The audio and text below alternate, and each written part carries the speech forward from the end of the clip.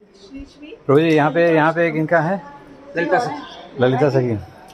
ललिता इसमें कौन सी है? ललिता सखी कौन सी है?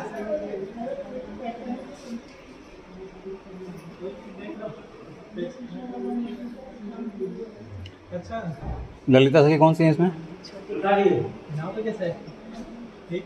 तो ललिता सखी क्या सेवा है उनका? क्या सेवा करते हैं भगवान का? सहचरी तांबुल पान सेवा। अच्छा, ठाकुर जी का नाम है रास बिहारी भगवान। अष्ट सखियों में से चौथे नंबर की सखी चंपकलता जी। इनकी सेवा राधा रानी के लिए रसोई बनाने की। खोआ से जो मिठाइयाँ बनती हैं ना, बर्फी है, पेड़ा है, कलाकंद है इत्यादि जो खोआ से मिठाइयाँ बनती हैं, उनको बनाने में तो ये बहुत ही निपुण है। खांड से करुए बनते हैं ना, खांड के करुए भी अच्छी बनाती हैं। राधा रानी के लिए खेलने के लिए मिट्टी के खिलखुना भी बनाती हैं। पिया पीतम में मान हो जाता है ना, तो मान भी भंग कराती हैं। और चवर सेवा, ये तो इनकी सेवा। और ये सामने आपको बाबा दिख रहे हैं ना? हाँ बाबा जी, ये राजस्थान के रहने वाले थे। जिला भीमटोड़ा गांव का नाम है बुलबुल। देखो बंधु ये रे बाबा, ये बाबा। उनकी क्या कहानी है? ये इनका शरीर ब्राह्मण कुल का है। इनके पिताजी का नाम था बौदेव जी। बौदेव जी की शादी की बात हो गई थी, शादी नहीं हुई, वो बाबा बन गए। बौदेव जी के पिताजी ने लड़की वालों पर खबर की, भाई हमारा लड़का तो बाबा बन गया है, अपनी लड़की का रिश्ता कहीं अंधा कर दो। 1 साल के बाद में लौट के साधु भेष में साधुओं के साथ वो अपने गाँव में आई थी। तब तक उस लड़की का कहीं रिश्ता नहीं हुआ था। फिर उनके पिताजी ने खबर की, भाई लड़का आ गया है, कुछ हम समझाएंगे, कुछ आप कहना चाहे किसका होगा। तो लड़की के परिवार वाले सब आए थे, साथ में लड़की भी आई थी। संतों के बाबाओं के सब पैर छूते। उस लड़की ने बौदेव जी के पैर छुए ना, तो उसको आशीर्वाद दे दिया कि आप पुत्रवती हो। शादी हुई नहीं, आशीर्वाद दे दिया पुत्रवती हो। वो आशय के लिए, महाराज आप क्या बोल रहे हैं, समाज में निंदा नहीं होगी, कुआरी के बच्चा पैदा होगा तो वहाँ नहीं, आपकी जो बच्चा पैदा होगा वो उधर से पैदा नहीं होगा। आपकी हथेली में छाला पड़ेगा, छाले से बच्चा पैदा होगा। हथेली में छाला पड़ा, छाले से ये बाबा पैदा हुए। इन बाबाओं का घर का नाम था उद्धव। ये कृष्ण भगवान वाले उद्धव नहीं है, कलयुग की बात है। ये भी 12 साल के हो गई ना, इन्होंने भी अपना घर छोड़ दिया। वृंदावन में आके निर्माण संप्रदाय के आचार्य थे हरिदास देवाचार्य, उनके शिष्य बन गए, ये बाबा बन गए। ये भगवान के भजन में मस्त रहते थे, किसी से बोलते नहीं थे। लोग कहने लगे ये तो बहुत घमंडी है, बोलता नहीं, तो इनका नाम पड़ गया उद्धव घमंड देव। यहाँ सुंदर स्थान देखकर, रमणीक स्थान देखकर इन्होंने ऐसी घनघोर कठिन तपस्या की कि पिया पीतम राधा कृष्ण को प्रकट कर लिया। तब भगवान ने इनको आदेश दिया कि भाई आप गांव से ब्राह्मणों के बच्चे लोग राधा कृष्ण बनाओ, मेरी रासलीला का प्रचार प्रसार करो। सामने देखो भगवान अपना मुकुट दे रहे हैं इनके लिए, रामकाली अपनी चमकारी दे रही है। इनको बच्चों के सिर पर धारण करना, जिन बच्चों के सिर पर धारण करोगे ना, उनमें हम ही खेलेंगे, हमारा आवेश आएगा, उनको सुतई लीलाओं का ज्ञात होता चला जाएगा। इनसे तो भगवान ने बात की और ब्राह्मणों को सुपने में आदेश दिया, एक साधु आपसे बच्चा मांगने के लिए आएगा, उससे मना मत करना, बच्चे दे देना। सुबह होते ही ये ब्राह्मणों के पास गए, उनसे बच्चे मांगे, उन्होंने दे दिए। यहाँ लाकर बच्चों का श्रृंगार किया, ठाकुर जी के दिए हुए मुकुट बच्चों के सिर पर धारण किए, तो बच्चा गायब हो गया। बाबा घबरा गए, बता ब्रजवासी ब्राह्मणों को बच्चे कहाँ से वापस करूँगा, कैसे ठाकुर जी की लीलाओं का प्रचार प्रसार होगा। और कोई सहारा नहीं मिला, समाधि लगाकर भगवान के चिंतन में बैठे। दोबारा भगवान प्रकट हुए, भगवान से कहा महाराज आपके आदेश के अनुसार मैं ब्रजवासी ब्राह्मणों के बच्चे लाया, लाकर यहाँ श्रृंगार किया, आपके दिए हुए मुकुट पहनाए तो बच्चा गायब हो गए। बताओ ब्रजवासियों को बच्चे कहाँ से वापस करूँगा, कैसे आपकी लीलाओं का प्रचार प्रसार होगा। भगवान बोले आपसे ब्रजवासी कुछ नहीं कहेंगे, आप कौनही गांव जाओ, वहाँ से ब्राह्मणों के बच्चे लेके आओ, फिर यहाँ रास करो। घमंड देवाचार्य जी कौनही गांव गए, वहाँ से ब्राह्मणों के बच्चे लेके आए, फिर यहाँ पे रास हुआ। जिस पर आप लोग खड़े हैं, ये ठाकुर जी का प्रथम रासलीला मंडल है। वृंदावन में निधवन में डेली लीलाएं होती हैं, पर रास की प्रागट शुरुआत इसी जगह से है जिस पर आप खड़े। रास हुआ, ठाकुर जी की आज्ञा हुई, प्रचार प्रसार का काम यहाँ के ब्राह्मणों को सबको जगह जगह जाके प्रांतों में प्रचार करेंगे। तो ब्राह्मण मंडली बनाकर MP दतिया डिस्ट्रिक्ट में ले गई। दतिया वाले राजा बोले जैसे कृष्ण भगवान ने काली नाग जमुना के अंदर से नाथा ना, उसी प्रकार हमको नागनाथ की दिखाओ, नहीं हम आपको जेल में बंद कर देंगे, आप ढोंग फैलाते डोलते हो। ब्राह्मणों को हड़काया तो ब्राह्मण घबरा गए, सोचने लगे हम तो ठाकुर जी की आज्ञा से प्रचार करने के लिए निकले, ये राजा क्या कह रहा है। तो उदास होकर बैठे थे। पहले रास में छोटे छोटे बच्चे ठाकुर जी बनाते थे, वो कृष्ण भगवान ने काली नाग जमुना के अंदर से नाथा ना, उसी प्रकार हमको नागनाथ के दिखाओ, ने जेल में बंद कर देंगे। आप चिंता मत करो, राजा से अभी जाके बोलो कि आज नागलीला ही होगी। ब्राह्मणों ने जाके बोल दिया कि महाराज आज नागलीला होगी। तो राजा ने सपेरे बुला के अपने तालाब में बहुत बड़ा सर्प छुड़वाया, रासलीला हुई। रास बिहारी भगवान ने खेलते खेलते उस तालाब में गेंद गिर दी। श्रीदामा सखा की गेंद थी, उन्होंने अपनी गेंद मांगी, उनसे छुड़ा के तालाब में कूद गई। तो 3 घंटा तक नहीं निकली, देखने वाली जनता भी रोने लगी, राजा भी रोने लगा, पश्चाताप करने लगा, अरे हट करके मैंने बड़ी गलती की, ये तो ब्रह्म हत्या, बाल हत्या, डबल हत्या हो गई। 3 घंटा के बाद में जैसे जमुना जी के अंदर से काली नाग को नाथ कर भगवान काली नाग के ऊपर जमुना जी से बाहर निकले थे ना, उसी प्रकार रास बिहारी भगवान उस सर्प को नाथ कर उसके ऊपर तालाब के पानी से बाहर निकले। तो राजा ने खुश होकर अपने जैसे महल थे यहाँ पे महल बनवाए और रास बिहारी भगवान के लिए 5.25 किलो का सोने का मुकुट बनवा के भेज दिया।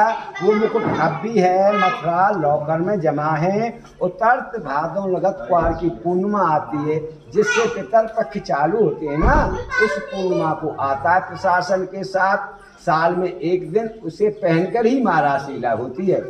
प्रभु जी इस गांव का नाम है करहैला। वो कैसे पड़ा? एक बार कामदेव जी से नारद भगवान की भेंट हो गई। कामदेव जी नारद भगवान से बोलने लगे, आप मेरे से युद्ध कीजिए, नहीं कोई उपाय बताइए, मेरी भुजाओं में खुजार चल रही है। नारद भगवान बोले, श्रीमन नारायण नारायण, मेरे में इतनी सामर्थ्य नहीं है मैं आपसे युद्ध कर सकूं। हाँ, आपको उपाय जरूर बता सकता हूँ, आप वृंदावन धाम जाइए, न कृष्ण भगवान मिलेंगे, वो आपसे युद्ध कर सकते हैं। तो कामदेव जी वृंदावन में आए, भगवान के लिए दंडवत प्रणाम कुछ नहीं की, सीधे बोलने लगे, मैं आपसे युद्ध करने के लिए आया हूँ। भगवान मुस्कुराते हुए बोले, भाई कामदेव, युद्ध होते हैं 2 प्रकार के, एक होता है किले का, एक होता है मैदान का, आप कौन सा युद्ध करना चाहते हो? कामदेव जी चक्कर में पड़ गए, किले का कैसा होता है, मैदान का कैसा होता है, आप मेरे को समझाइए। भगवान बोले, भाई किले का तो ऐसा होता है, मैं किले के अंदर छिप के बैठ जाऊंगा, आप अपने बाण चलाना। क्यों? कामदेव जी माया रूपी बाण चलाते थे, ऋषियों की तपस्या भंग किया करते थे, कभी अपसराएं प्रकट कर दी, कभी नाचने गाने वाली प्रकट कर दी, कभी ऋतुओं का बलदाव कर दिया। भगवान बोले, अगर तेरी माया ने मेरे ऊपर प्रभाव डाल दिया तो मैं हार गया, तू जीत गया। मैदान का ऐसा होता है, रात्रि के 12 बजे शरद पूर्णिमा के दिन मैं 16 सहस्त्र गोपियों के साथ में रास लीला रचूंगा, आप उसमें आना। उनमें गोपी एक एक सुंदर आएंगी, उनको देखकर तेरा मन चलायमान हो गया तो तू हार गया, मैं जीत गया। क्यों? कृष्ण भगवान को योगेश्वर कहते थे। एक बार गोपियों के अंदर शंका हो गई, महाराज आप 16,000 गोपियों में रहते हैं, फिर भी योगेश्वर कहलाते हैं। दुर्वासा ऋषि 56 भोग 3600 व्यंजनों को खा गए, वो दुबारी कहलाते हैं। हमको तो दोनों की बात झूठी लगती है। भगवान बोले, हे गोपियों, आप ऐसा करो, पहले दुर्वासा ऋषि की परीक्षा लो। जो दुर्वासा ऋषि का स्थान है, आप लोगों ने देखा होगा तो जमुना जी से पल्ली पार है, जमुना जी चल रही थी बहुत जोर से। आप लोग जाओ और जमुना के किनारे खड़े होकर कहना, हे जमुना माँ, अगर दुर्वासा ऋषि सच्चे ध्रुव आ रही है तो हमको रास्ता दे दो। गोपियां गई, गोपियों ने जमुना के किनारे खड़े होकर ऐसे बोला, हे जमुना माँ, अगर दुर्वासा ऋषि सच्चे ध्रुव आ रही है तो हमको रास्ता दे दो। तो जमुना माँ ने तुरंत ही रास्ता दे दिया, वो निकल गई, दुर्वासा ऋषि के दर्शन कर लिए। फिर जमुना जी ऐसी की ऐसी चढ़ गई, तेजी से बहने लगी, गहरा पानी हो गया। अब दुर्वासा ऋषि से बोलने लगी, महाराज हम इधर से निकल के कैसे जाएं? दुर्वासा ऋषि बोले, पहले कैसे आई थी आप? पहले तो हमको कृष्ण भगवान ने बताया था, आप लोग जाओ और जमुना के किनारे खड़े होकर कहना, हे जमुना माँ, अगर दुर्वासा ऋषि सच्ची रूप आ रही है तो हमको रास्ता दे दो। तो हमने ऐसे बोला तो जमुना माँ ने रास्ता दे दिया। दुर्वासा ऋषि बोले, अब ऐसे कहना, हे जमुना माँ, अगर कृष्ण सच्चा बाल योगी है, बाल जति है, बाल ब्रह्मचारी है, तो हमको रास्ता दे दो। फिर गोपियों ने ऐसे बोला तो फिर जमुना माँ ने रास्ता दे दिया।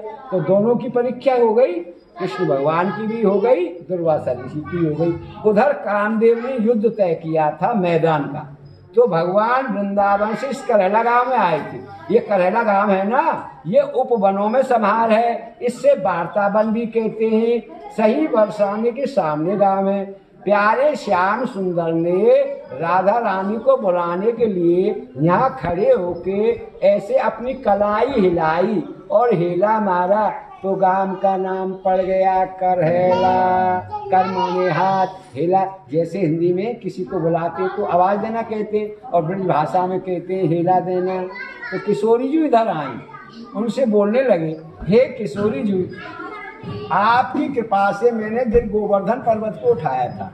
कुछ माखन का बल बढ़ा, कुछ गोपन करी सहाय, राधे जी की कृपा ते गिर गोवर्धन लिए उठाए। अब मेरे को कामदेव से युद्ध करना है, आप ऐसी कृपा कीजिए जिससे मैं उस पर विजय पा सकूं। राधा रानी मुस्कुराती हुई बोली, हे प्यारे श्याम सुंदर, आप कोटान कोट कामदेव के मद को चूर्ण करने वाले, पर फिर भी मैं अपनी रूप माधुरी आपके अंदर प्रवेश करती हूँ। आपके रूप को ही देखकर कामदेव मूर्छित हो जाएगा। महाराज लीला हुई, कामदेव जी आए, भगवान के रूप को ही देखकर वो मूर्छित हो गए। उनकी घरवाली को मालूम पड़ी रति जी को, वो रोती हुई आई, भगवान के पैर पकड़ लिए। महाराज ये मूर्ख था, अज्ञानी था, इसे आपसे युद्ध नहीं करना था, आप इसे अभयदान दीजिए। तो भगवान का हृदय तो मक्खन जैसा कोमल है, उनको दया आ गई, अभयदान दे दिया। फिर भी कामदेव का इनकार दूर नहीं हुआ। भोले बाबा भगवान के भजन में मस्त थे, तपस्या में लीन थे, जा उनकी तपस्या में भंग डाला। तो भोले बाबा को गुस्सा आई, अपना तीसरा नेत्र खोल कर उसे भस्मी कर डाला। बोलो रास बिहारी भगवान की जय, चंपक लता सखी की जय, हमारी भक्त मंडली की जय। जय जय श्री राधे श्याम। जोर से बोलो हरि बोल। हरि बोल। बहुत बहुत धन्यवाद। देखो प्रभु, आप इधर आए। इधर जो इनके बराबर में सुदेवी हैं। कटोरी ले आओ तो सुदेवी, हाँ, ये रंग देवी है। जो चामर लिए हैं, नहीं, वो इंदु लेखा है। चामर लिखे हैं, इंदु लिखा है। हाँ, ये रंग देवी, रंग देवी। 4 सखी हैं। और ये राधा रमन जी हैं। राधा रमन बिहारी, विशाखा रमन बिहारी, विशाखा रमन बिहारी। विशाखा रमन बिहारी जी। यहाँ पे विशाखा देवी का क्या सेवा है? विशाखा सखी जो है सेवा में प्रधान सखी है, सेवा को आगे बढ़ाने। जैसे ललिता लीला को आगे बढ़ाती है, सेवा को आगे बढ़ाती है। ललिता जी लीला बढ़ाती है। ललिता जी क्या लीला? समय हो गया। हाँ, ये सब जो चित्रपट बनी हुई, सीढ़ी बनी हुई, ये सब